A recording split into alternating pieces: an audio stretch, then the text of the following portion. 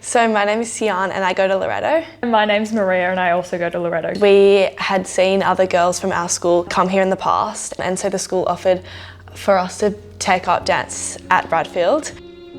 Okay, so my core composition was about a bushfire, and I was sort of inspired by the 2020 Australian bushfire season.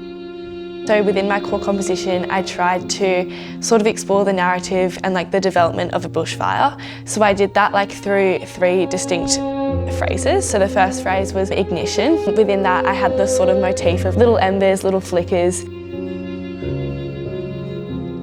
And then in my second phrase, that was about destruction. So that was sort of bigger movements. My motifs were more circular.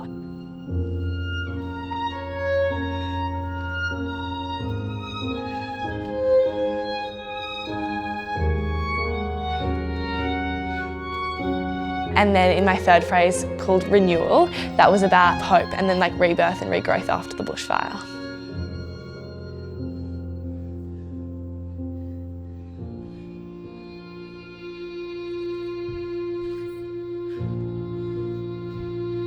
It was the first time I had ever actually sort of taught choreography before. I formed a nice connection with my dancer and we went through the journey together, which was really rewarding. So my core composition is based on Shakespeare's poetic dirge, Come Away, Death, and it's from his play, The Twelfth Night. So within this play, he kind of talks about the transience of life and how it's almost fleeting and the emotional reaction to understanding that it's fleeting. So essentially, I've built my dance into 3 phrases. So the first is understanding how life is impermanent. The second was understanding the anxiety and the fear that comes with understanding this. And then the third was the emotional reaction and the desire to almost fight death and the desire to be rid of it.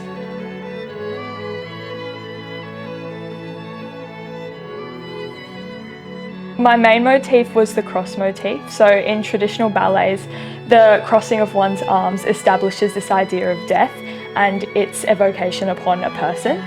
So as I manipulate this motif through instrumentation and carry it throughout the entirety of my body, I was able to manipulate it within each phrase to help the audience's interpretation of my work.